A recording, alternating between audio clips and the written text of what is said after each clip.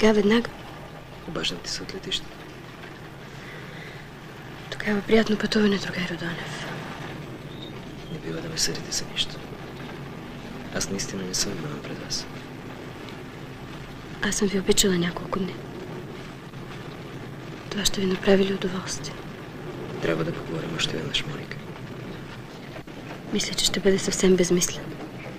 Човек трябва да има най-напред себе си, за да може да даде това на друг.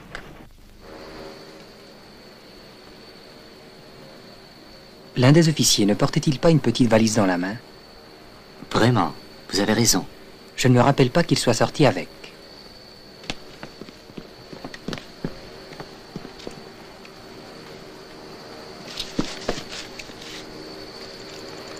Attention, c'est du plastique. Ouvrez la porte.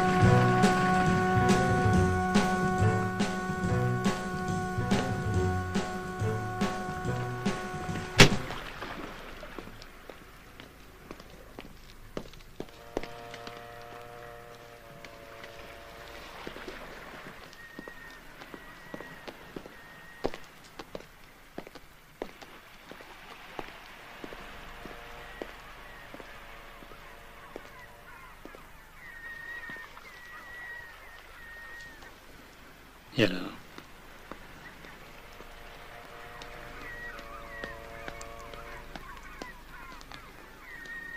J'ai tout de même réussi à m'introduire dans le port. M'approcher tout à fait du bateau, je n'ai pas pu. Le chargement se fait sous forte surveillance. Crois-tu qu'il va appareiller bientôt? Encore cette nuit même. Écoute, Pierre, est-ce que tu pourrais trouver ici une vieille connaissance? Ainsi en nouvelle, ce n'est pas le problème. Je ne tiendrai pas compte du nombre de bouteilles de champagne que vous boirez. Et puis ensuite, vous passerez avec la petite le long du port pour jeter un coup d'œil et voir si Emus est encore à l'ancre. Je comprends parfaitement bien, monsieur Raymond.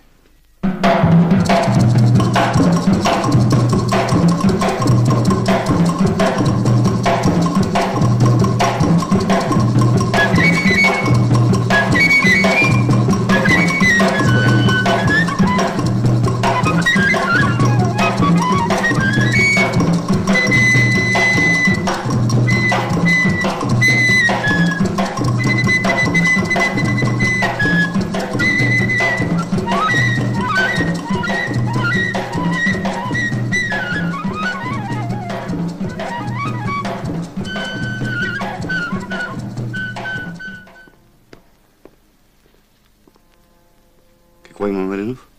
Другар генерал, Това може да е случайно. За съжаление не е случайно, другаро генерал. Операция Лък е предадена.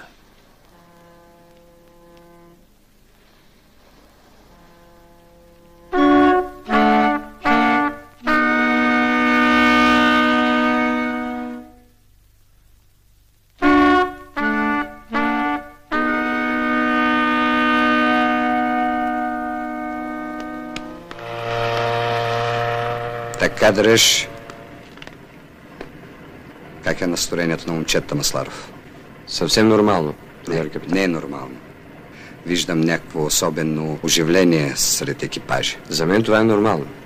Не се прави на разсеян, Масларов. Кажи ми откровенно, подозират ли момчета какво возим в трюма? Не подозират, другари капитан. Те просто знаят. Как те знаят? Товаренето се извърши пред доста изключителни обстоятелства.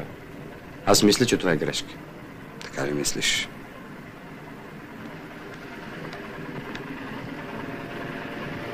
Слушай, Масларов, няма да крия от тебе, че нашия арест не е съвсем обикновен. Възможно е да ни се случите някои малки неприятности. Сега от особена важност е точността. Ще плаваме по строго определен курс и на всеки пункт ни трябва да има нито секунда закъснение или превишаване на скоростта. Авторът на писмото е разчитал да бъде възнаграден за своето донесение, което по силата на обстоятелствата е трябвало да бъде анонимно. С откъснатото ъгълче той винаги би могъл да докаже, че писмото е изпратено именно от него.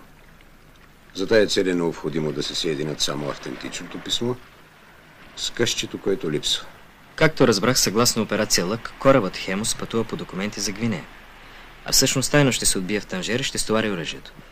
Естествено, нас не интересува най-напред пълния списък на хората, които са знаели за тази операция. За операцията знаеха преди всичко известен брой хора от нашия отдел и капитана на Хемус Кендеров. Но трябва да изключим от тази страна дори случайен провал. Остават още 4 души. Директорът на Балкан Експорт Генчев, директорът на Универ Измирски, който в момента режда подобна сделка в Цюрих, началникът на техническия отдел подполковник Каменов и Бен Салал. Бен Салал? За какво е било нужно? Според нас не беше нужно, но Халил Бен Салал изрично настоя. Той твърдеше, че в никакъв случай не може да осигури безпрепятствено влизане на кораба в Танжер, ако не знае името му и точната дата на пристигането. Разполагаме ли с някакви сведения за престоя му в България? Не е бил под наблюдение. Той беше представител на едно революционно правителство. Имаме ли някаква връзка с Бен Салал? И доставката последна ли? Първият сондаж, както и инициативата за всякакви по-нататъчни връзки са техни. Пряка връзка с Бен Салал нямаме. Други въпроси? Елементарната предпазливост изисква тримата българи, които знаят за операцията, именно Генчев, Измирски и Каменов, да бъдат временно изолирани за бъдеще от всякаква работа от този род. Вашето мнение, Донев? Нещо ме кара да мисля, че ключът на загадката е именно в Бен Салал. За мен най-умното, което можем да направим, е да го изикаме в България. Това, което предлага Несторов, е може би разумно, но неосъществимо. Става дума за 3 държавни служители на отговорна работа. Ние нито сме ги назначили, нито можем по някакъв начин да разширяваме или ограничаваме тяхната дейност. Аз приемам предложението да се свика Бен Салал в България. Но ние нямаме нито секунда време за губене. Сега за нас най-важното е транспортът да пристигне на време в Танжер. Последиците от това могат да бъдат наистина исторически. За сега разчитаме на вас двамата. Несторов ще има общото ръководство. Донев оперативната работа.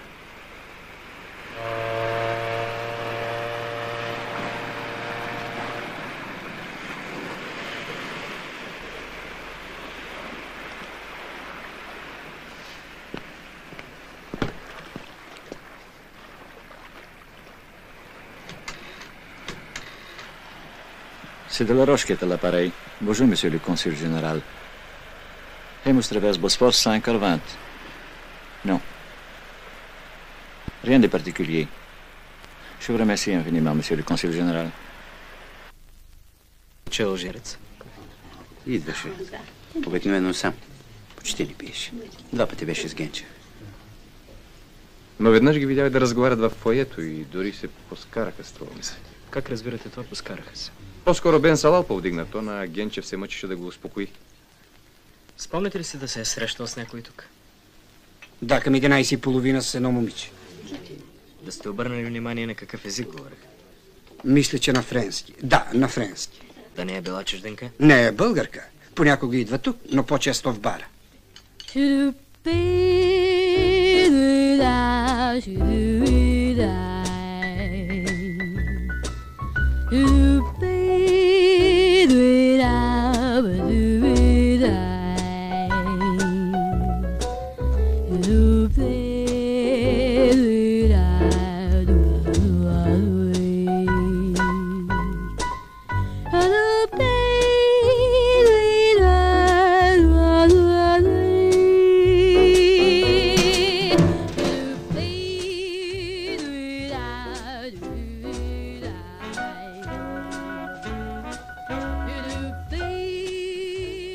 Извинете, трябва да поговоря с вас. Не е час за разговори. Служебно, за съжаление. Извинете, но рискувам прекалено много да закъснея. В края на краищата така е по-изгодно за вас, отколкото да ви викам в кабинета си.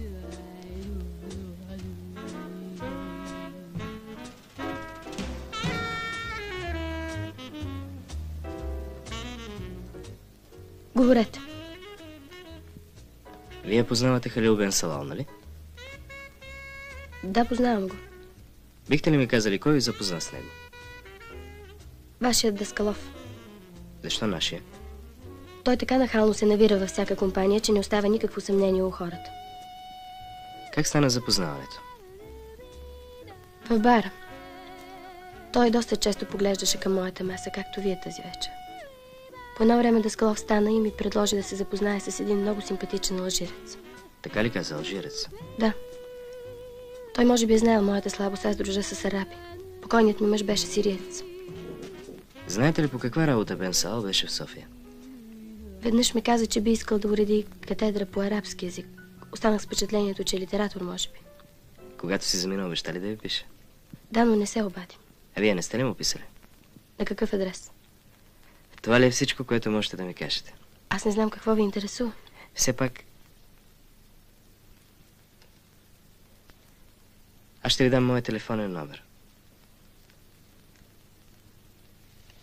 Ако си припомните още нещо, бъдете ми се. Мерси. Лека нощ. Лека нощ.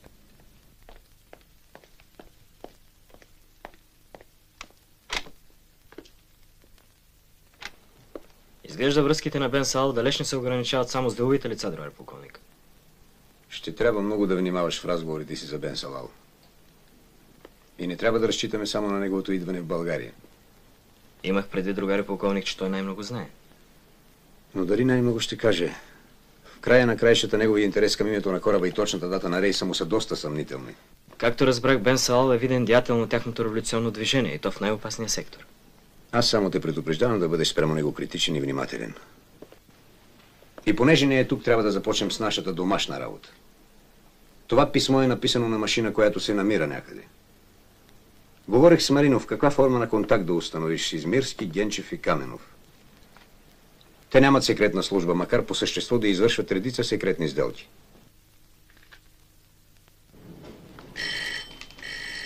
Получих вчера вашето писмо. Толкова ли е бърза тази работа? Моля. Да, съм. Вече е готова. Добре. Това е, друго няма. Изглежда още ви се мяркат призраци и видения. Нареждането е да се вземат най-строги мерки за пълна секретност, другар Генчев. Никога не съм бил против, но кажете ми къде да ви сложа. Тук няма дори едно свободно кюше. Ще трябва все пак да намерите една стая, другар Генчев. Кой изготвя вас секретните документи? Моята секретарка. Тя не е доверено лице. И да направи някоя неволна грешка, за всичко ще отговаряте вие. Добре. Да не говорим повече. Стая ви осигурявам. А как вървят работите на Измирски в Цюрих? Вървят? Поне предупредихте ли го да бъде по-внимателен? Как да го предупредиш? Него можеш ли да го предупредиш? Той знае повече от всички. Може и наистина да знае. В края на краищата вие отговаряте. Не. Аз няма да отговаря. Сделката е изцяло на Универ. Ще си преговаря лично Измирски. Ние от тук поехме само задължението да му изпратим мострите. И ги изпратихте? Имаше някакви спънки с самолета, но какво са направили не знам. Това е задължение на техническия отдел. Да се изпращат такива мостри с самолет? Тая работа ми се вижда съвсем лекомислена. Имах по-добро мнение за Измирски. Съвсем напразно. Според мен той не е никакъв търговец, само една фасада и зад нея нищо. А за Бен Салал какво ви е мнението? Надали някой друг чужд търговец ме изпотявал така като него. Хитър като видра. Това не са лоши референции. А да сте забелязали нещо съмнително в неговото поведение или в сделките? Ще бъде присилено да твърдя такова нещо. Но, например, малко странно ми се видя тая негова поръчка за корари. Отровата корари? Да, аз съм търговец. Готов съм да им доставя, ако поискат и ангелски пера. Но къде да им търся кораре? Но Бен Салал постави много твърдо въпрос. И с това се изчерпаха неговите специални желания, така ли? И слава Богу. Ще пиете ли едно кафе? Стига да не го купувате от магазина. Бъдете спокоен. Поне мострите, които получавам, са качествени.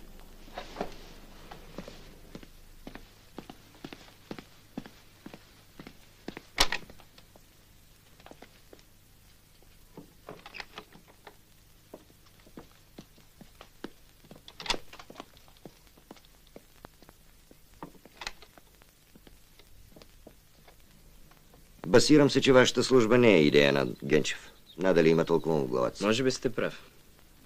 Защо ви е преписката? Да не е станало нещо? Нищо не е станало. Кой знае? Такава бъбрица като Генчев може да търгува с ютии и стругове, но за специални доставки не е. Моята секретарка ще ви даде цялата преписка, макар че тя е на сигурно място и при мен. Исках да проверя дали сте осигурили достатъчно секретно изпращане на швейцарските мостри, другарю Каменов. Там е работата, че още не сме ги изпратили. Вече 2 пъти КЛМ отказва да ги приеме. Това наистина е неприятно. Оставили сте Измирски там на тръни. Измирски никога не седи на тръни. Той е такава лисица, каквато не сте виждали. Как да ви разбирам? Той е способен човек и ако имаше справедливост, сега нямаше да бъде фалшив генерал. Защо? Да си директор на универ не е малко. А може титлата, която сега носи само за авторитет пред чужденците, наистина да му бъде присвоена? Дай Боже. Кой се грижи за експедицията на швейцарските мостри? Един от моите служители, Даскалов. Да не би той с нещо да усъмнил екипажа.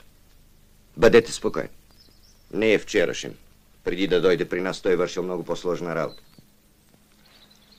И главно, пипето му сече. Значи за него да бъдем спокойни. А Бен Салал? Би ли могъл да каже за него човек, че е бъбривец или доверчив, например? Да си избиете тая мисъл от главата. Даже през съпротивата не съм виждал по-умен и ловък конспиратор от него. Такива хора аз ги подушвам от километри. За мен той е революционер от класата. Аз не съм го виждал, но умен и ловък конспиратор може да бъде един диверсант. Аз казах революционер. Той е и революционер, млади човече. Интересно, кой ви дава право да се създавате такива категорични преценки? Трябваше да го види човек с каква стръв заляга за темгето. Как бързо се прицелва, с каква удивителна точност поразява мишената. За това оръжие той беше готов да си даде и глава. Дано да е така. Моля ви се, поне пред мен не дрънкайте глупости. Дрънкайте ги колкото искате във вашата служба. Вие сте били доста сприхав човек. Не най-малко, но не обичам да слушам глупости. Я ми кажете, вие за него ли дойдохте да ме питате или да видите, що за птица съм аз? По-скоро второто. Макар да не съм ви смятал за някаква птица.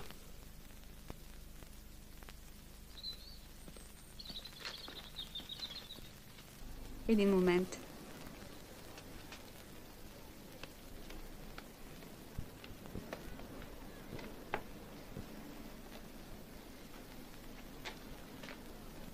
Заповядайте. Благодаря.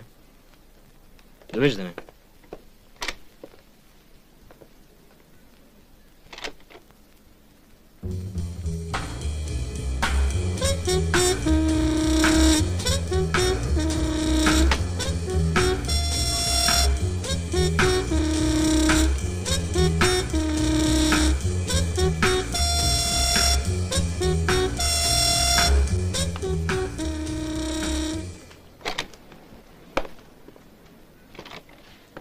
Другарко Станева, в тази папка липсва един документ.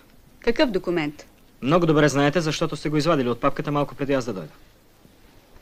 Нищо подобно. Вие получихте документите по описа, който е на корицата. Какво искате още? Другарко Станева, не знам дали трябва още веднъж да ви се легитимирам. Аз завеждам секретната служба и всички документи трябва да са при мен. Папката ето тук. Липсва един документ, не вписан в описа. Малко преди аз да дойде, другара Каменов ви се обадил по телефона да го извадите. Моля, дайте ми го. Другарят Каменов наистина ми нареди да задържа това писмо. Понеже то не се отнасяло до тая преписка. Не знам дали трябва да ви го дам. Вие ме поставите в много неудобно положение пред моя шеф. В неудобно положение може да се поставите само вие самата.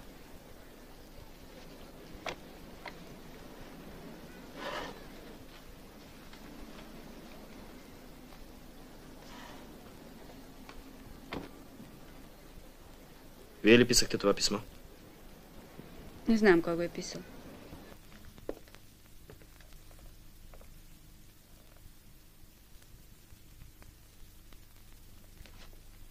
Н, А, М, Q. Общо 11 букви с идентичен удар. На тази машина е написано и писмото донесение. Адресът, който виждате на обратната страна на писмото, е написан от Каменов. Той е подписал и писмото. Благодаря ви, Бенчев. Знаеш ли, че навлязахме невнимателно в една много деликатна област? Сега Каменов ще разбере, че сме в дирите му. Това си помислях и аз. Но ще се помъча да не разбере. Ако не е късно вече.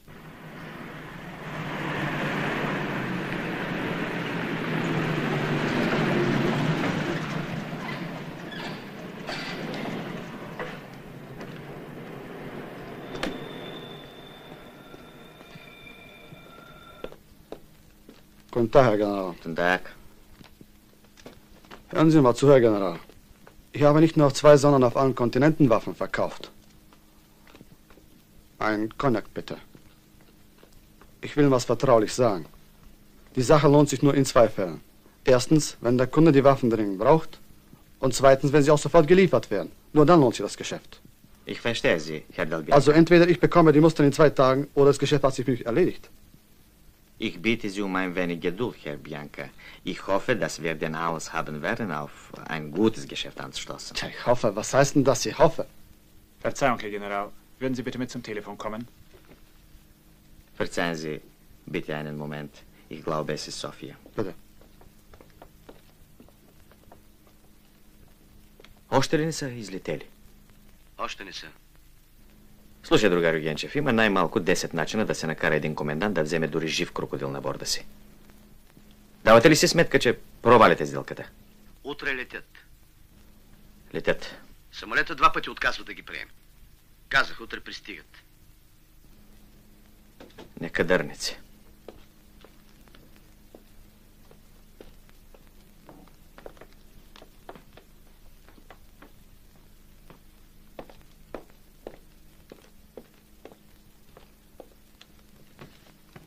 Ja oder nein? Es geht alles in Ordnung. Die Muster sind schon unterwegs. Zum Wohl.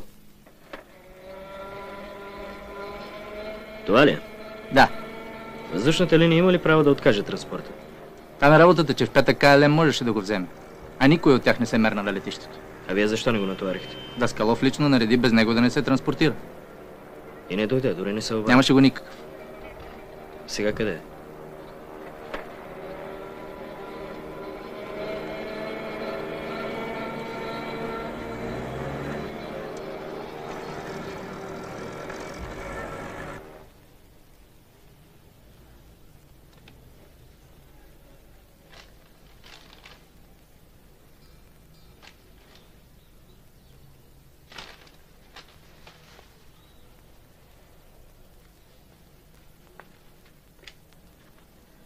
Bitte ein Blitzgespräch.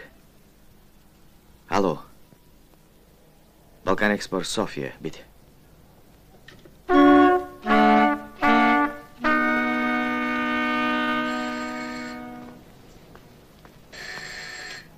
Ало, да? Ало. Ало, Генчев, ти ли си? Трябва да ти съобщя нещо много неприятно. Убили са Бен Салал. Черната ръка. Какво? Дали е внесъл парите ли? Те нищо друго нямаш в главата си, освен пари. Ало? Ало? Il faut les ouvrir. À quel titre? Ce sont des échantillons commerciaux. Je ne discute pas, mais je dois les vérifier tout de même, vous savez, monsieur. Mais ce n'est pas légal, monsieur. Vous me mettez dans une situation illégale. Au contraire, tout à fait légal. Excusez-moi, mais dans ce cas, je dois me conseiller avec notre représentant commercial. Naturellement, vous avez tous les droits.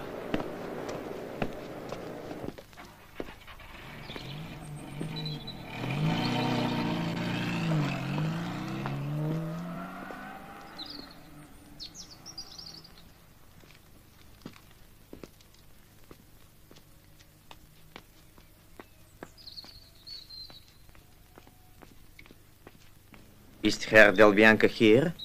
Ja, mein Herr, bis vor kurzem war er in seinem Kabinett. Als er bemerkte, dass Sie sich verspäteten, ging er zum Bassin. Danke. Wenn der Herr sich erfrischen möchte, steht alles zu Ihrer Verfügung.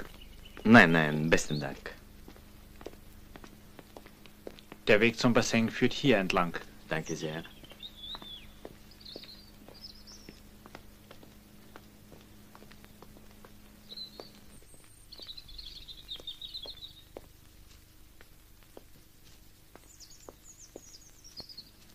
Herr Del Bianca!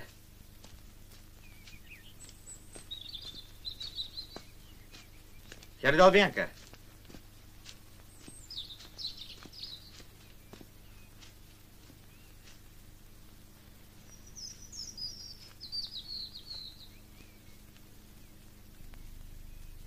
Herr Del Bianca!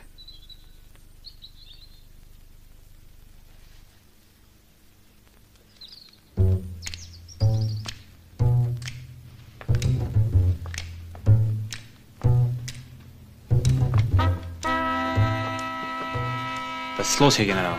Ihr Herr ist tot. Sie müssen die Polizei rufen. Tot? Und wo ist er jetzt? Sie sehen ihn schon. Später. Rufen Sie jetzt die Polizei.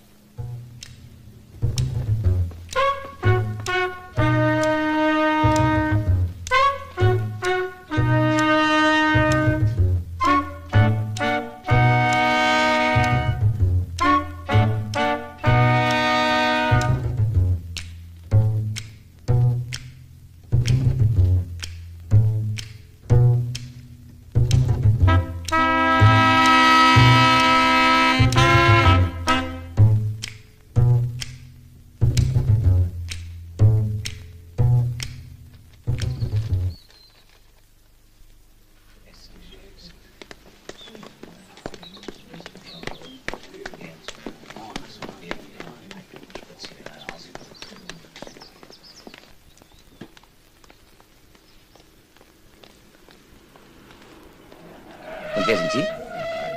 Ich habe die Leiche gefunden und die Polizei alarmiert. Nennen Sie zuerst Ihren Namen und dann erzählen Sie alles, was Sie wissen. Ohne Zweifel Curara. Curare? Es kann nichts anderes sein. Ich fürchte, Sie müssen mit mir auf die Präfektur kommen. Wir brauchen Ihre schriftliche Aussage. Was bedeutet das, Herr Kommissar? Mit welchem Recht wollen Sie einen Ausländer verhaften, der sich nicht andere zu Schulden kommen lassen hat, als dass er Ihnen einen Dienst erwiesen hat? Regen Sie sich nicht auf, mein Herr. Schließlich und endlich sind Sie der Einzige, der bei dem Toten gesehen wurde. Der die Leiche gefunden hat, Herr Kommissar. In der Nähe des Toten wurden Ihre Spuren entdeckt.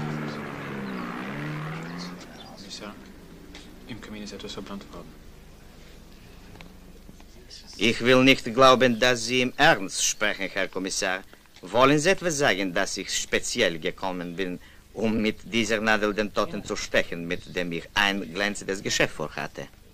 Sagen Sie mir, haben Sie etwas im Kamin verbrannt? Ja, habe ich. Was haben Sie verbrannt? Ich habe den Vertrag verbrannt, den ich im Voraus vorbereitet hatte, damit er von beiden Seiten unterschrieben wird. Und warum? Weil Herr Kommissar Angaben über das Geschäft enthielt. Und das ist, glaube ich, Staatsgeheimnis. Was ist in dem Paket, das auf Ihren Namen eingegangen ist? Ich glaube, dass Sie das schon geprüft haben. Wir bedienen uns nicht solcher Methoden, Herr General. Wir werden es in Ihrer Gegenwart öffnen. Und Muster von Maschinenteilen finden. Ach so? Да, във връзка с Салал. Много ви моля да не споменавате по телефона имена. Аз съм сама в стаята. Значи в 3 часа. Добре, ще ви чакам.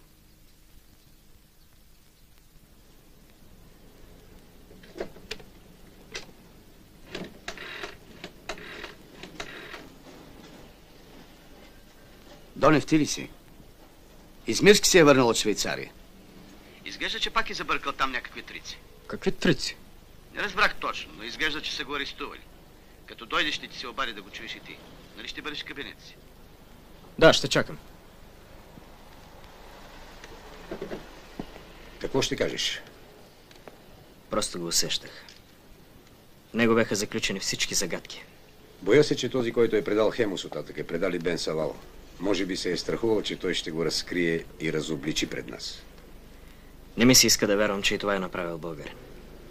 Обърна ли внимание на улицата? Разбира се. Той нощувал у Петър Хаймер на Линден алея 21. Ще се наложи вероятно да форсираме нашите усилия. И ако не е бюрократизъм, тогава какво е? Още по-лошо. Мързел. И заради вашия мързел едва не избухна международен скандал. Не прехвърляй от болната глава към здравата. Ти сам не умееш да си опичаш работата, други са ти виновни. Защо не доведе Дел Бянка тук на място да приеме стоката? Как да го доведе? За охото ли? Запознай се с началника на секретната служба. От сега нататък с него ще се разправиш за тия работи. Измирски. Донев.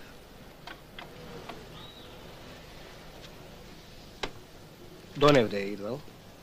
После вестниците описаха подробно как е станало убийството. Убиецът е дошъл с колата си, после се прехвърлил през високата ограда.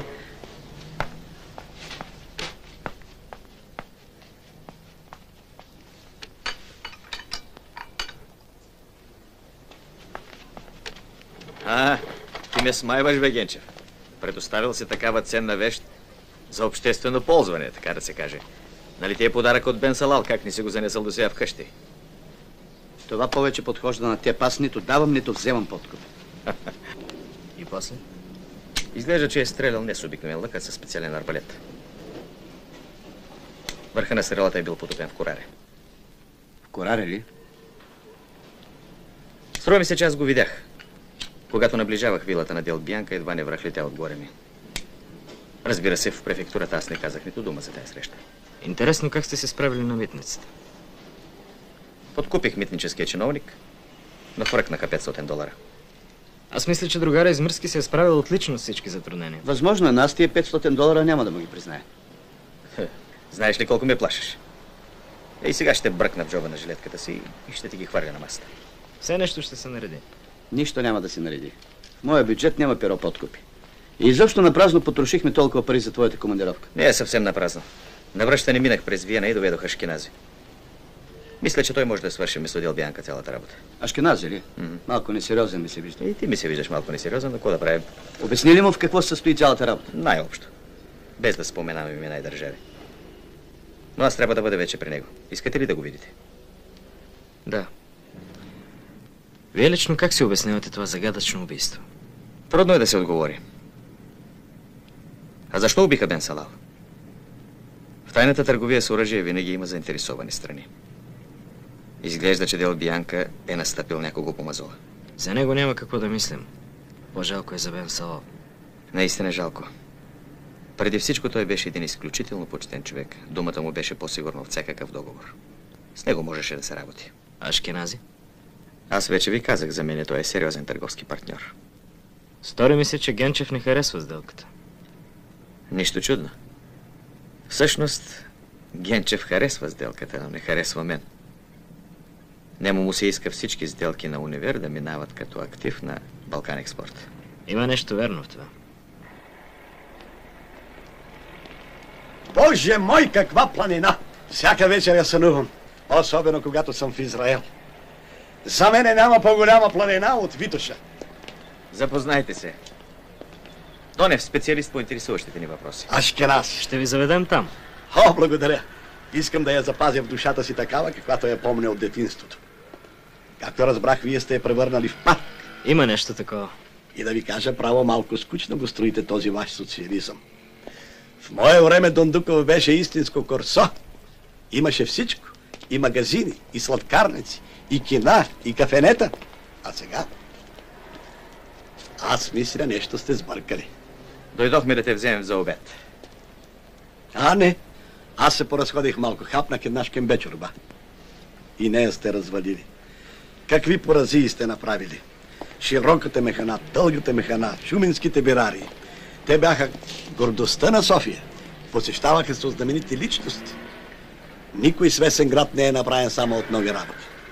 Тогава да пристъпим към въпроса. Колко дни мисли ще ни са нужни, за да се разберем? 2 дни ще ни бъдат достатъчни. А кога ще приемете стоката? Мисля, че не е необходимо. Не допускам, че ще доставите негодна стока на една колониална страна, която иска да се освободи. Тогава да вървим. Ще вечеряме заедно, да речем в 8. Довиждане. Довиждане.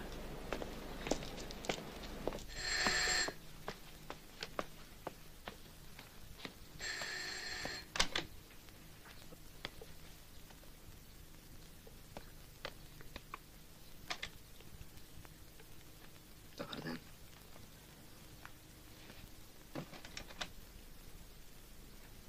Заповядайте.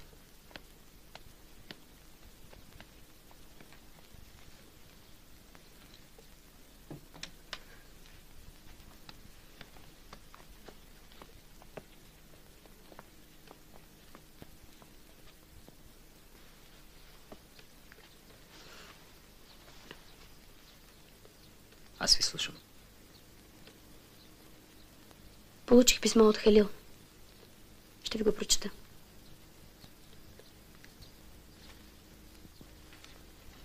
Няма да ви чета първата част на писмото, която се отнася лично до мен. Аз съм затворник тук, Моника, макар и доброволен. Много далеч от мен са тия прости човешки радости, които се наричат сигурност и спокойствие. Гнетят ме тежки предчувствия. Може би няма да се върна обратно. Съзнавам, че това лошо чувство се дължи на преуморени нерви, но не мога да го превъзмогна.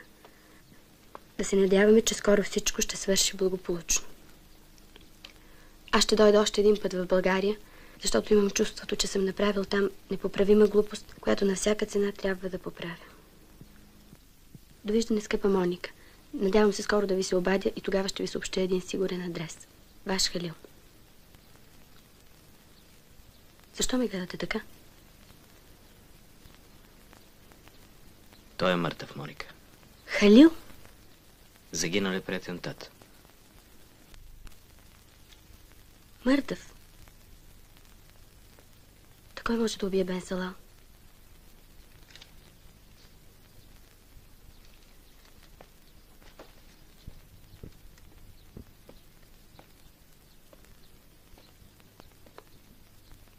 Черната ръка.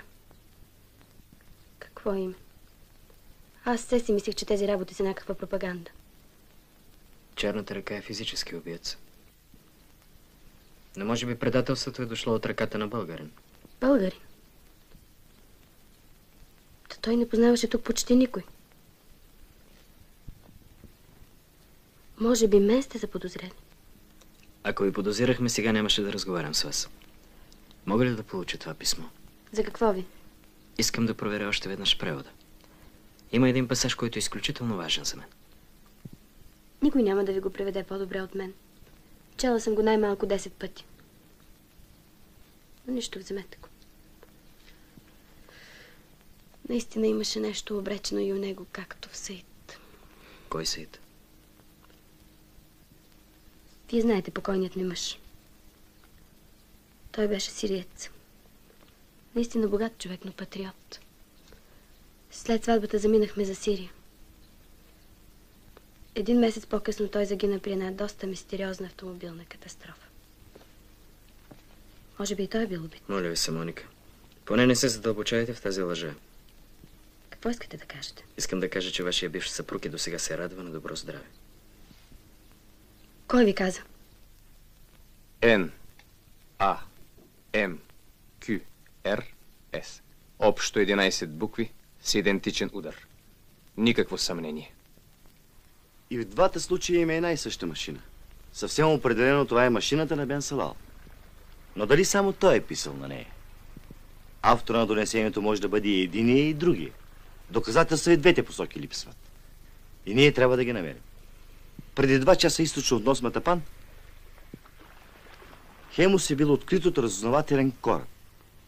Ако нашият кораб бъде обискиран, трябва да очакваме, че това ще доведе до дипломатическо усложнение. За сега предателят не знае, че го търсим. Първото съобщение по този повод ще бъде за него сигнал за нашата намеса. И той ще се законспирира дълбоко.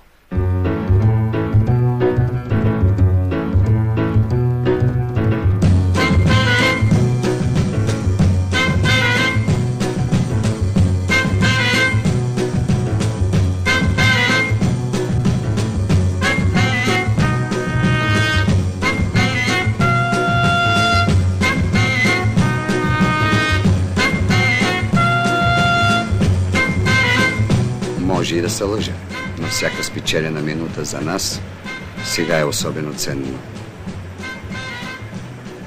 Дясно на борт, дръж 285 градуса. По цялата логика на събитията, Бен Салал е познал лично човека, спрямо когото е сбъркал. Но той е познавал ли тримата? Но само Каменов знае адреса на този Петър Хаймер, пред чиято къща са убили Бен Салал. После как да си обясним и нареждането му да се скрие писмото до белгийската фирма за този заглушител? Петър Хаймер, другар Несторов. Единствената сериозна надежда да излезем от това положение е Петър Хаймер. Ако това лице съществува, ние трябва да го намерим. Това е добра идея, но трябва да бъдем внимателни. Генчев е решил да продаде 200 000 бутилки с англоарски мескет Кастел. Паспорта му е готов за заминаване. Каменов пък иска виза за Швейцария, да лекува там черния си дроб. Тия факти не ви ли се виждат малко особени? Да.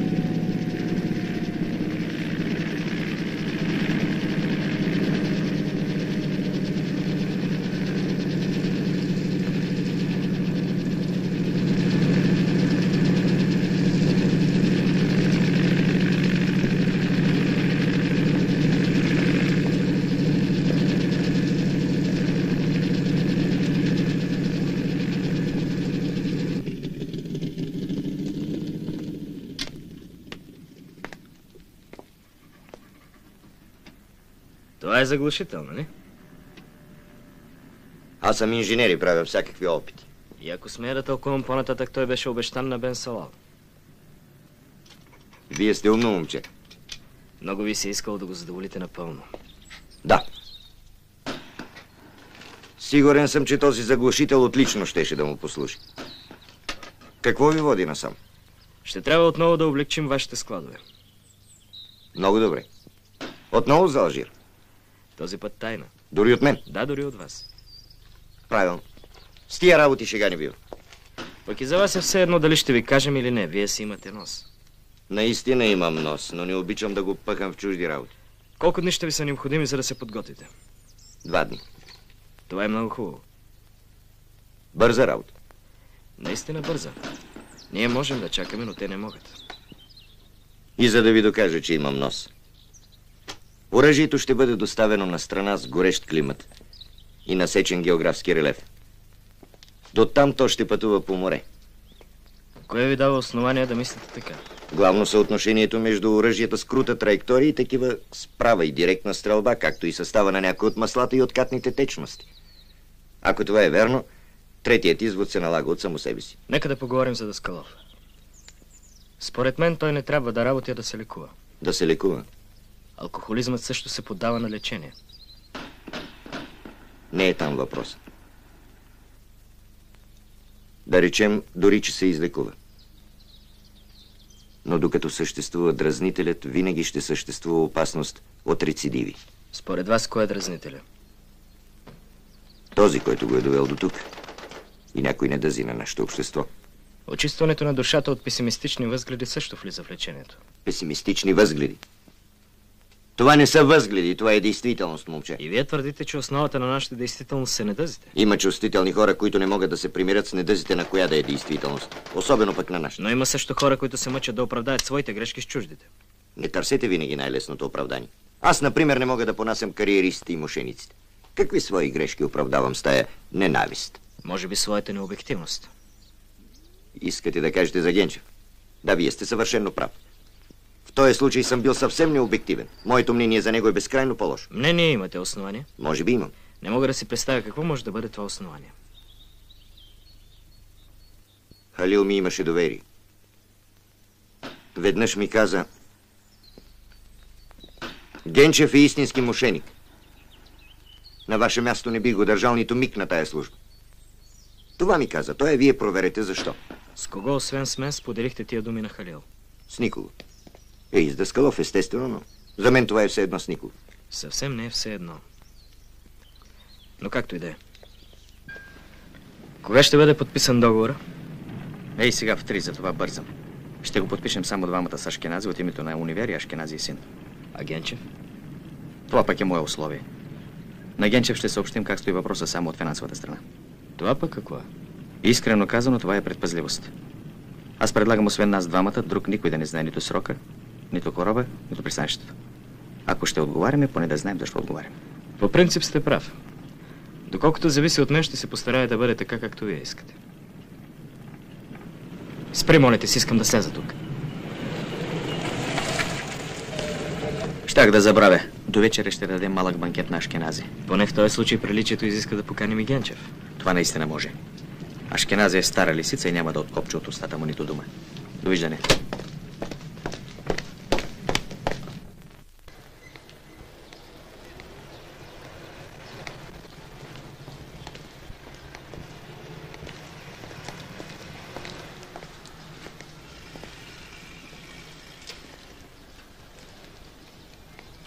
Какво значи това? Вие следите ли ме? Само това ми оставаше, да започна да следя и вас.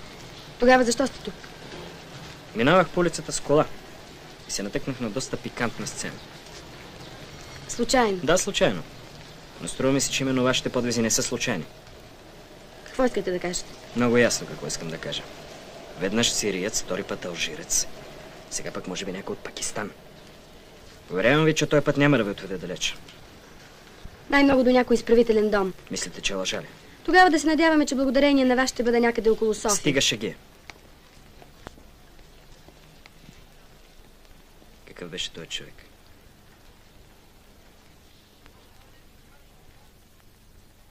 Това служебен въпрос ли или част? Искам да кажа, в кръга на вашите изследвания ли? Нито едното, нито другото. Питам просто като човек. Човекът, с когото току-що се разделих, е моят съпруг. Всъщност не съм ви лъгала, поне вас. Отдавна вече искрено вярвам в това, което говоря. За мен той е мъртъв. А всъщност какво е станало? Когато отидох в Дамаск, оказа се, че той бил женен. Отначало и криеше във вилата си. Но след това тази игра му омръзна. Какво ми оставаше друго? Освен да избягам и да се върна в България. Бих могъл да разбера вашата лъжа, Моника, и до някъде да оправдая. Но как да си обясня, че продължавате да вървите по същия път? Представям си как тълкувате това, което сте видели преди малко. Той ме покани да уредим някои формалности около развода. А всъщност ми предложи да се върна обратно при него. Уж се бил развел.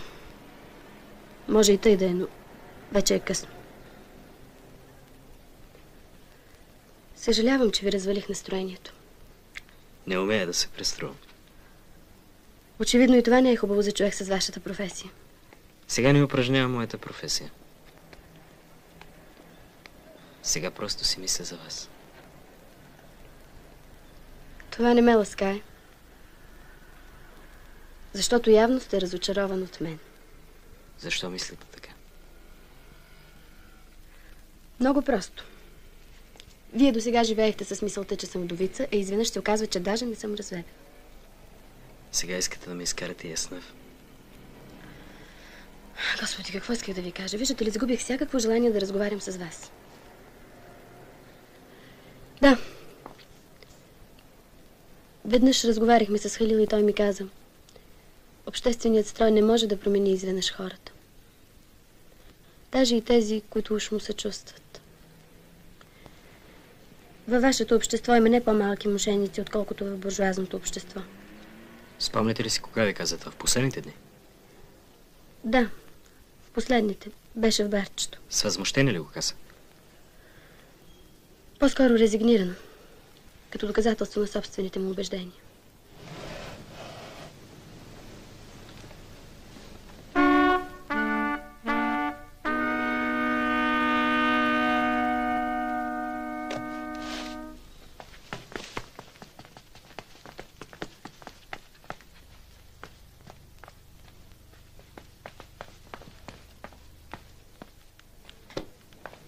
Так му на време идваш. Генчев е побеснял. Ругая по телефона. Заповяда веднага да се яви при него. Къде е той? Кой го знае? Излязал набързо и казал да го чакам. Виж това.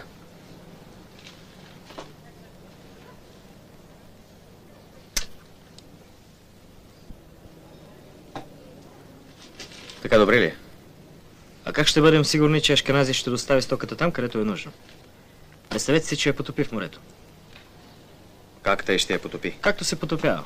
Ако, например, някоя велика сила му плати повече за това. Този риск ние не можем да предотвратим. Поначало в основата на всяка сделка лежи доверието. Щом той знае за доставката, дори с военен кораб да я изпратим, той пак може да я провали.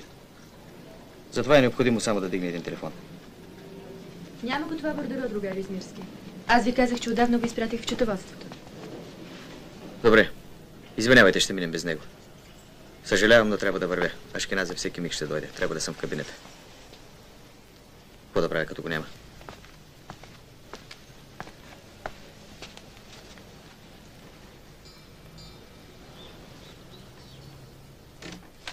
Ашкенази тук ли е?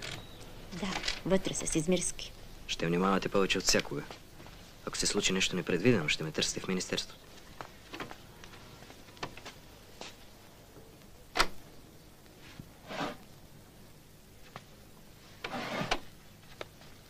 Какво значи това, другари Донев?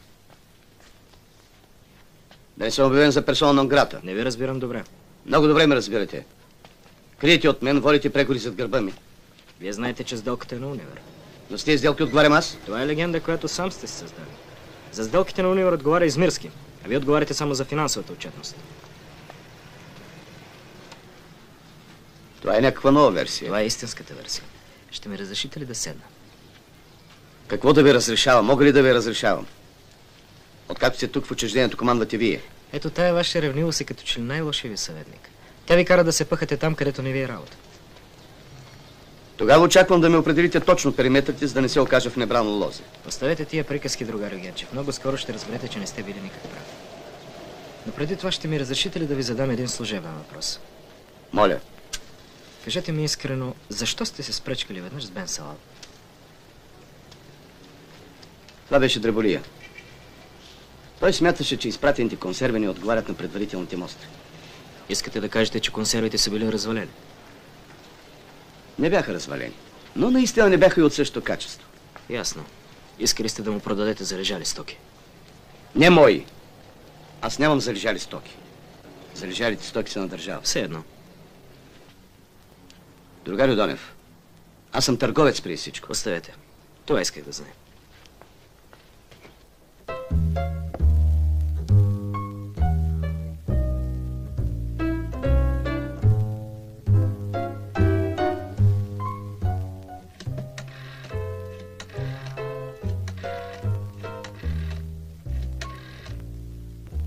Pourrais-je engager la chambre 114 de l'hôtel Globus à la Côte du Soleil?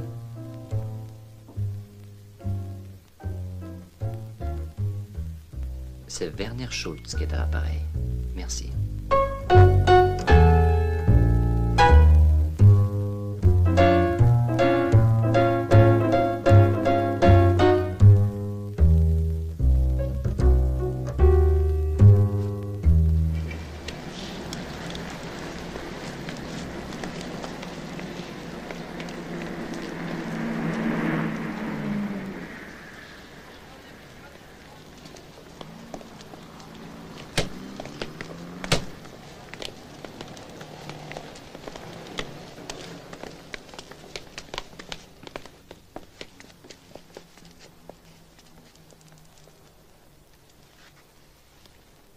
Je doute fort que dans notre entretien d'aujourd'hui, je puisse vous être utile. Vous êtes un de ses proches collaborateurs. Aussi, supposons-nous, il vous en a fait de confidence. Quant aux questions concernant le vrai travail, Khalil en parlait peu. Ne vous a-t-il pas parlé de certaines gens qu'il a abordées et avec lesquels il a fait connaissance ici? Par principe, non. Mais tel que je le connais, j'ai l'assurance de croire qu'une certaine femme lui a fait une forte et particulière impression. D'après la lettre qu'il a envoyée à cette femme, il affirme qu'il se trouvait ces derniers jours dans un état fort déprimé. Oui, et c'est bien exact. Dès son retour de Bulgarie, Khalil craignait de la part de la police allemande une extradition de force. De plus, il avait de sérieuses raisons de croire que la main noire était à ses trousses. Si cela ne représente pas un secret, en quoi pouvaient se résumer ses craintes et ses suppositions? Je suppose que vous êtes au courant de la mort de Del Bianca. Oui, juste ce que les journaux ont écrit. Je vais vous dire ce que vous ignorez. Del Bianca avait conclu avec nous une grosse affaire. Et même, il avait reçu une forte somme en provision. Mais par la suite, cette affaire l'a effrayé. Ou plus simplement, il a vendu l'affaire à l'ennemi pour plus d'argent. Nous avons déduit que si cette seconde supposition était vraie, à coup sûr, il a dénoncé Khalil. Dans ce cas, et avec certitude, nous étions prêts à attendre l'extradition de Khalil ou l'intervention de la main noire. Pourriez-vous nous dire quelque chose de plus au sujet de la mort de Del Bianca? Je n'ai pas le droit de vous le dire. Mais ici, je sens que je suis entre des amis. Et je vous le dirai, en signe d'une confiance réciproque. Pour sa trahison, Del Bianca a été condamné à mort par le tribunal révolutionnaire et exécuté. Avec une flèche trempée dans le poison curare? C'est bien exact. Ex bien tout? À peu près tout. Peut-être avez-vous encore des questions. Pourquoi était-il nécessaire que Hamidienne parte en Suisse? Pour le règlement de votre fourniture, il a emporté l'argent qu'il avait reçu d'Algérie par un courrier confidentiel. Alors, dès le lendemain, nous avons versé les sommes à 2 comptes différents. Pourquoi 2 comptes différents? C'est bien cet éclaircissement que je voudrais obtenir de vous. Mais nous avons reçu des sommes concernant un seul compte. Et ces sommes couvraient totalement votre engagement. Vraiment, cette fois-ci, c'est moi qui suis complètement étonné. Vous souvenez-vous du montant exact des sommes versées? Un moment.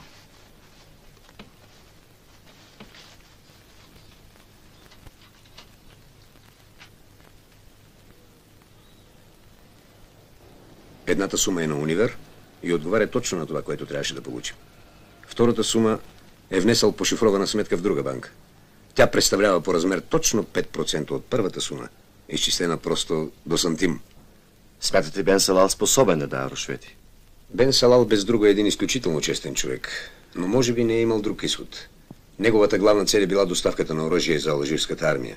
И пред тая цел той е бил готов да затвори очите си за всичко друго.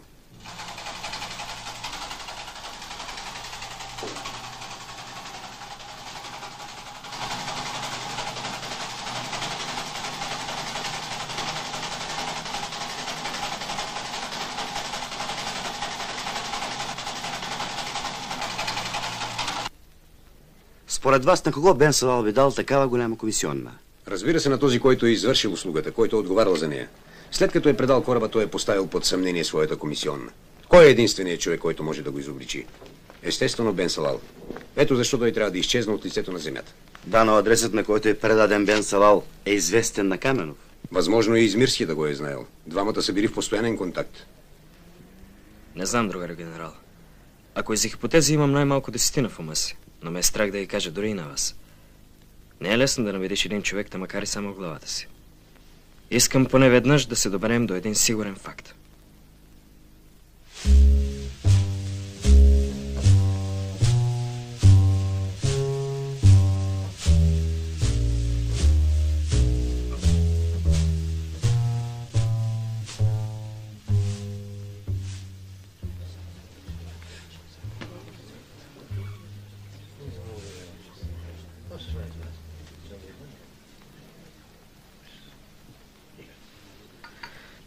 Раци сос Бристол.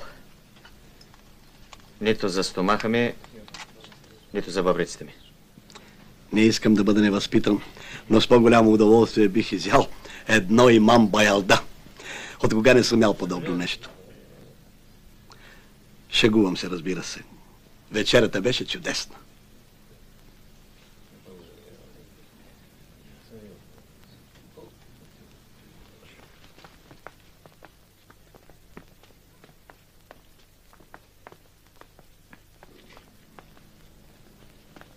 Довиждане. Лека нощ. Лека нощ. Лека нощ.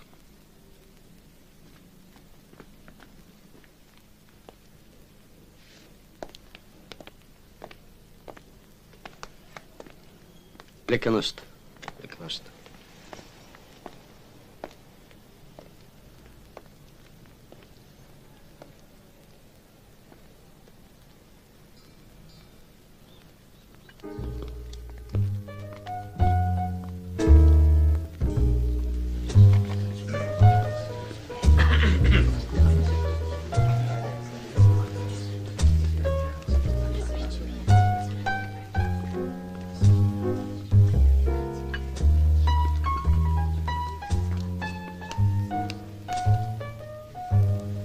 Бях сигурен, че ще се върнете. А ако не бях се върнал? Щях да помисля, че не си гледате добре работата. Все пак щях да ви потърси утре сутринта. Какво ще пиете? Това, което и вие пиете. Да. Едно уиски, моля.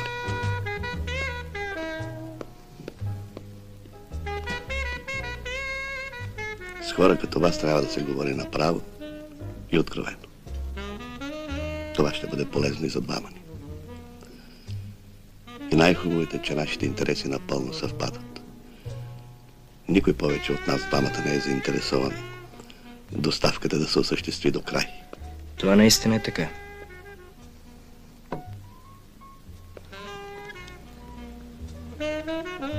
Аз познах лично Хамидия. Успях да направя за него една малка доставка. Знам и за смъртта на Дел Бианка. Страхувам се да не превключим причинители на тия неприятности в нашата доставка. Тогава сме загубили. Господин Ашкенази, можете да бъдете спокоен. Знае ли някой освен вас името на пристанището, на което трябва да доставим стоката? Разбира се, не. Аз ще го съобща лично на вас часът на моето заминаване. Отлично. Мисля, че можете да спите спокойно. Аз все още не мисля така. Имате нещо предвид? Страхувам се да не бъда несправедлив. Но според мен най-добре е сумата да не бъде внесена по сметка на универа. И второ, не давайте виза на жената на Измирски. Той е наше доверено лице. Нямаме причина да му откажем. Няма да му отказвате. Но ще забавите под някакъв предлог, докато нашата сделка приключи. За къде ще поискате виза? Това нямам право да ви кажа. Но вие сами ще разберете. Просто една мярка за по-голяма сигурност. В тия неща човек трябва да подозира всички и всичко. Но вие добре ме разбирате. Напълно. Длъжен съм и вас да подозирам. Страхувате се да не изсипа оръжието в морето и за това да получи една хубавичка премия. Но аз това няма да направя. Аз никога няма да скъсам с България. И ми се струва, в тази прохладна страна ще прекарам последните дни от живота си.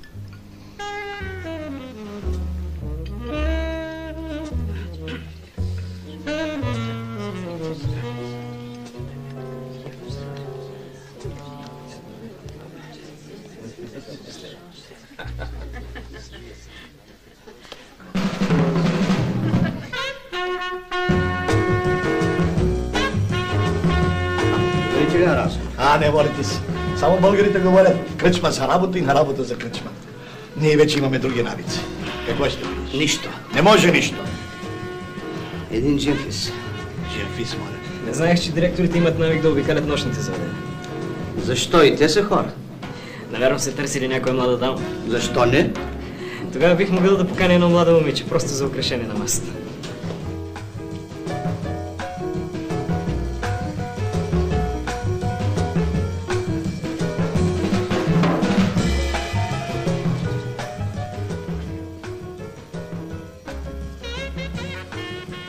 Мога ли да ви поканя на нашата маса? Не. Уморена съм, ще си вървя. Много ви моля. Не мога. В края на краищата човек трябва да се съпротивлява срещу лекия начин на живот. Много съжалявам.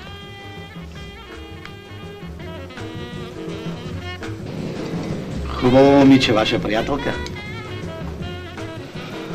Уве не. Просто позната. Наистина жалко.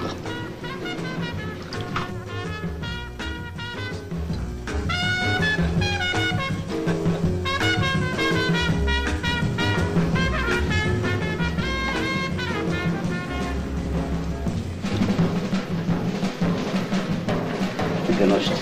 Лека нощ. Лека нощ.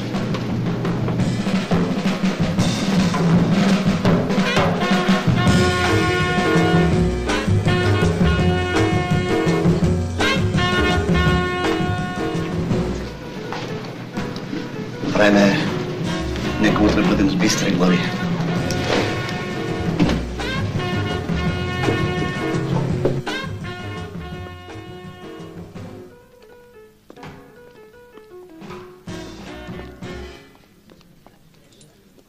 Благодаря. Лека нощ. Лека нощ.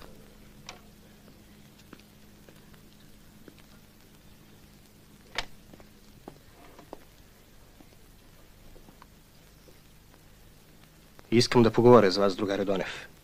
В бара? Защо? Може да поприказвам и по пътя. Още по-добре.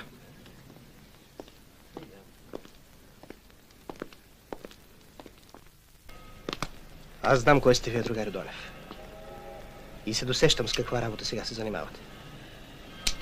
Искам да ви кажа само едно. Напразно си губите времето с мен. Чак пък толкова уважение не съм ви направил. Хвана ли си за това, че не съм изпратил на време мострите? Ще ви кажа защо. Предната вече се запих и не можах да се събудя. Това е цялата мистерия. Ако си мислите нещо друго, на грешен път сте. Аз може да съм се пропил. Може да съм станал половин човек, но акъла си не съм изгубил. То не се знае. Не се ме тъпете. Ще ви кажа само едно име. Генчев. Много сте категоричен. Това ваше мнение на вашия шеф. Все едно. Мотиви? Той е кариерист. И да е верно, това не се смята за държавно престъпление. А трябва да се смята. Аз може да съм станал пияница, но имам морал. А може и за това да съм станал пияница. А който е кариерист, той няма никакъв морал. Който е кариерист, няма ни морал, ни идеи, ни отечество дори. От него всичко може да се очаква. Има нещо верно в това. Макар да е доста преувеличено. Не е преувеличено. Не разбирате ли? Ние сме затънали до гуша сред подмазвачи, кариеристи и подлеци. Те ни мъкнат към дъното, те ще ни задушат. А ние нищо не можем да им направим, защото сме слепи, защото ние обръщаме внимание, защото ги търпим, вместо да изплескаме главите там, където ги срещнем. Слушайте, Даскалов. Алкохолът наистина не е засегнал вашето чувство за нравственост. Но е поразил душата ви. Значи според вас няма такива хора? Разбира се, че има. Но те не са нито толкова много, нито толкова силни. Те не могат да ни завлекат на дъното. Напротив, ние ще ги пратим на дъното. Мене вече ме завлякоха. Не. Вие сам вървите натам, защото така ви е по-приятно. Пък търсите за всичко това причина и оправдание. Слушайте, Даскалов. Ако питате мен, Каменов е много по-опасен за вас, отколкото Генчев. Каменов не гаси мрачния огън у вас, той го подклажда. А вие се мъчите да го гасите с все по-големи и по-големи дози алкохол. Помислете за това, което ви казах.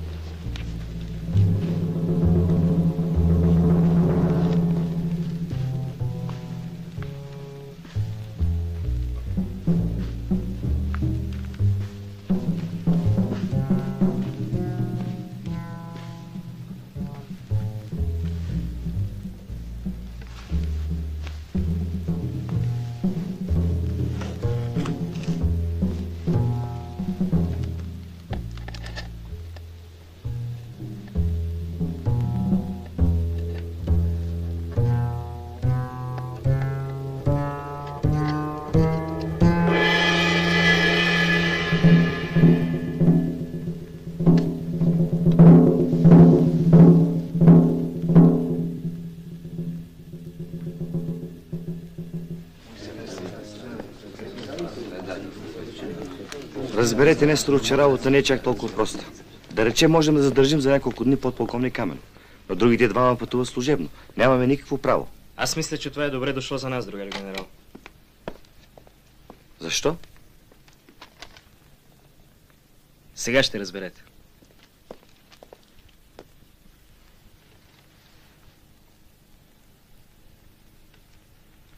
Къде го намери? В кутията за цигари на Генчев. Значи Генчев? Може би да, но не съм убеден. Какво по-ясно доказателство? Ще ви обясня с 2 думи как го намерих. Днес бях при Генчев. В кабинета му беше само Измирски. Направи ми впечатление, че държи цигара в ръката си. А забележете, че той не пуши. Аз знам къде Генчев държи кутията. Чекмеджето беше доста открехнато, а това не е в характера на такъв педант като Генчев. Интересно. А малко преди това срещнах и Даскалов по стълбите. Оставаше и мен да срещнеш. Мисля, че знам кой е престъпникът. Но не искам да ви досаждам с предположения. Едно е ясно. Който и да е от тримата, той ще вземе оттам отрязъка преди да замине за странство. Само с него той може да докаже услугата, която им е направил. Идеята е добра. Ами ако престъпникът разбере, че си взел откъснатия ъгъл от писмото? Няма такава опасност. Оставих на мястото му едно приблизително копие, а той няма никаква възможност да провери дали е приблизително. Бях решила да не ходя повече в това заведение. А ако настоявам? Служебно? Не, моля ви се, съвсем не. Добре, тогава ще дойда.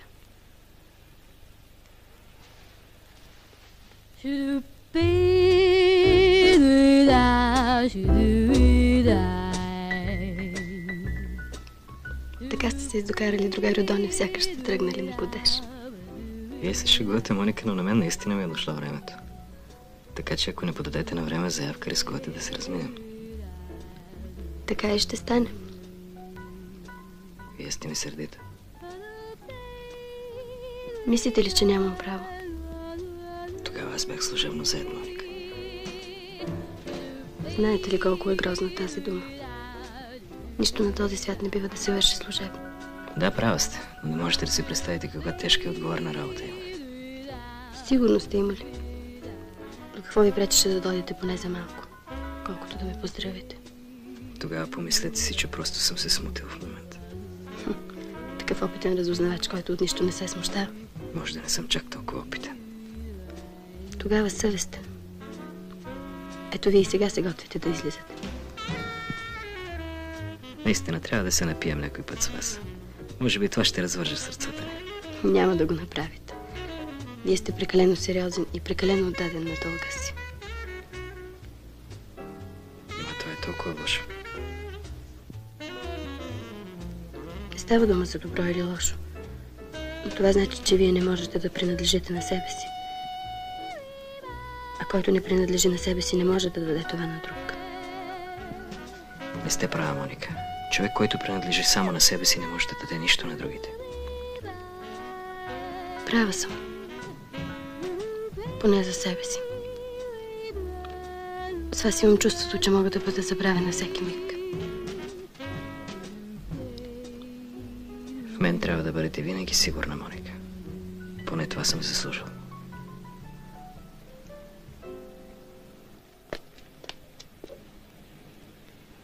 Трябва да дойдете веднага в министерството, другар Родонев. Чакам ви навън с кола. Добре, идвам.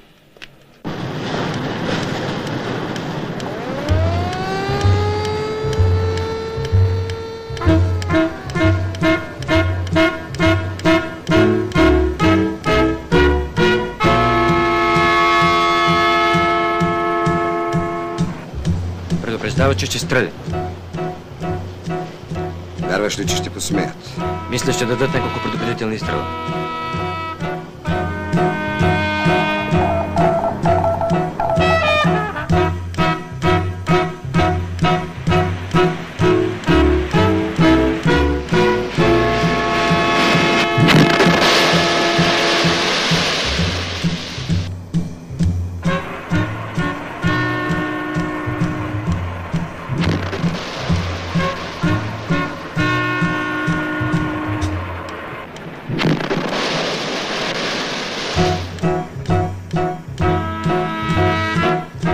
Машини!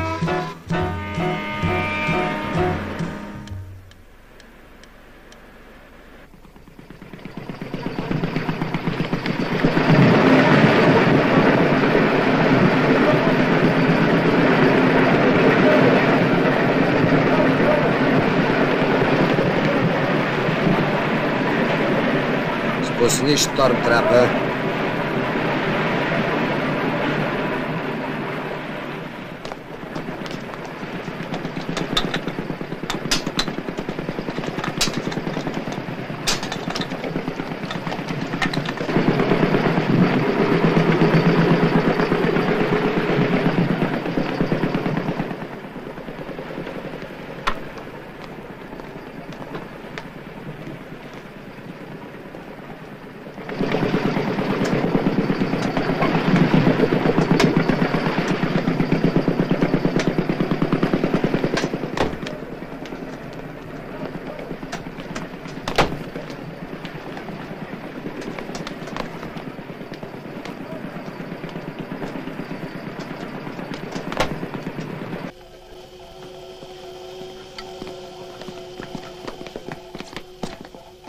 Nous allons fouiller le bateau.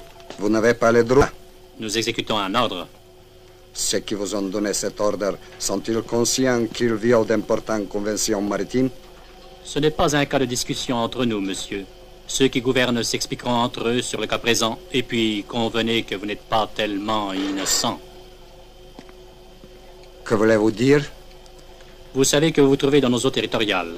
Ici, vous devez vous conformer à nos ordres. Nous vous ordonnons de stopper. Vous devez stopper. Supposez que vous naviguez à pleine vitesse vers des mines en dérive. Je ne puis pas me l'imaginer. Dans un cas pareil, vous ne nous auriez pas suivis à la même vitesse. Désignez vos officiers qui assisteront à la fouille. Ils sont déjà choisis. Et au moins, pourriez-vous me dire ce que vous cherchez? Je suppose que nous allons trouver ce que nous cherchons. Pourvu seulement qu'il ne s'agisse du trésor de Colchit, car dans ce cas, vous seriez complètement déçus.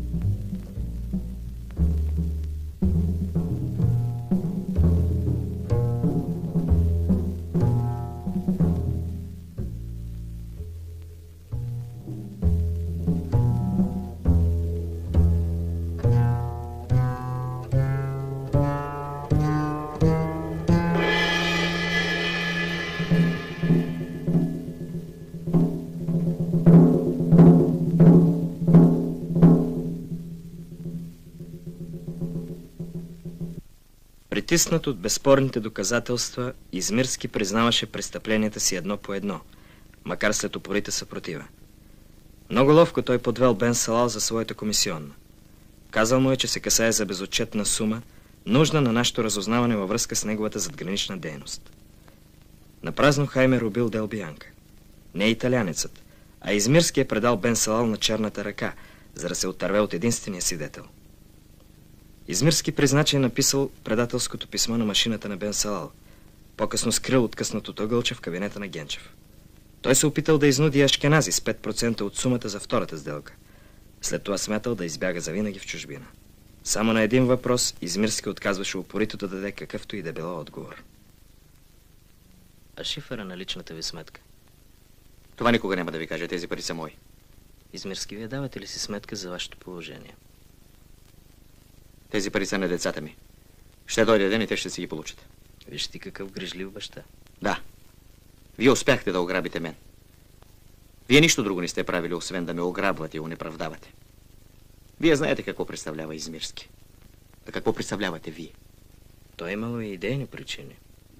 А ние ви мислихме за най-обикновен мошенник. Не Измирски. Вие сте нещо повече от мошенник.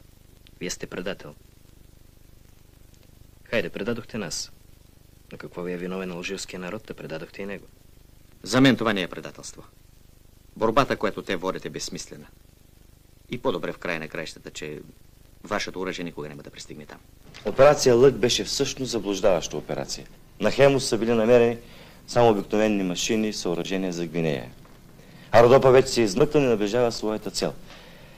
Алжирският фронт е безкрайно заинтересован да получи безпрепятствено и сигурно пратката. Това за тях е почти въпрос на живот и смърт. И те вероятно са обмислили до най-малки детайли всеки свой ход.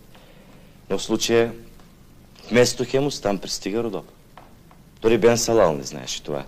Има опасност това сериозно да обърка сметките на нашите приятели и всичко се провали в последния момент. Донев, вие трябва да заминете. Ще ви придружава Хаймер.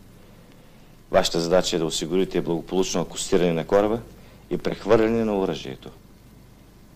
Бъдете всеки момент готови.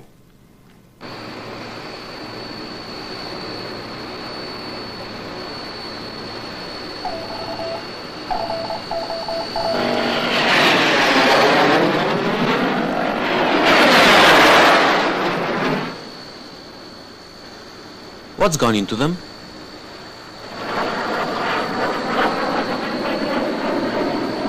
We have a regular flight lane, haven't we? Of course we have. And we are right on course? Up to an inch.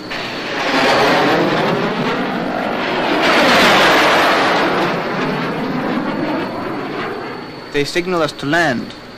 But where? In the desert? They order us to land in an airport, right of the air lane. In 6 minutes.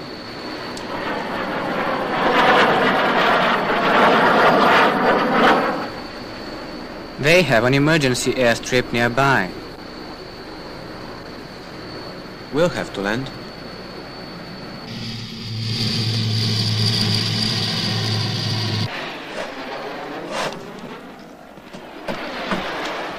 It's absolutely against the regulations. You're flying in our airspace.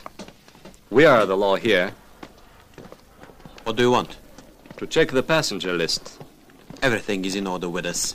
Passports, please.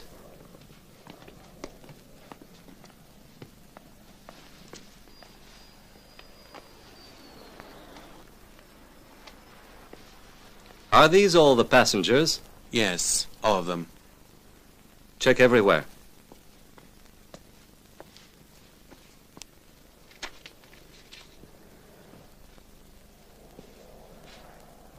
The documents of one of the passengers are not in order. Werner Schultz? He'll have to remain with us. All the documents are in order. I'm in charge of all that. Besides, we fly transit over your country, so the papers of the passengers are no concern of yours. I'm sorry, but he must come with us. Then you'll have to detain everybody. The passengers and the crew. This passenger is under my protection, and I'm not going to let him down. That's right. Then we shall all remain here. Is that your last word? Yes. I think you'll be sorry for being so stubborn. I give you the permission to take off only back in the same direction you came from. You'll make a wide circle to the right and enter the air lane when you're 20 kilometers away from here. Is that clear? Or shall we have to send up fighter planes again?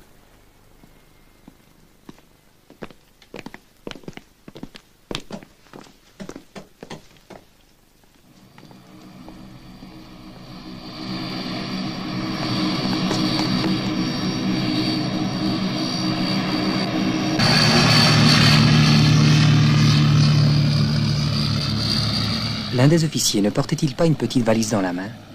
Vraiment. Vous avez raison. Je ne me rappelle pas qu'il soit sorti avec.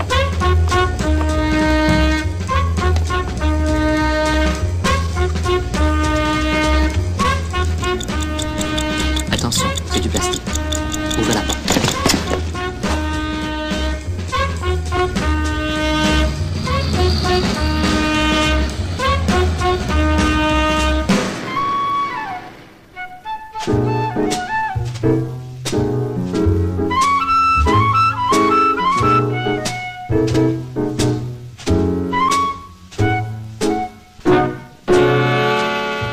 Quand même, l'affaire s'est terminée.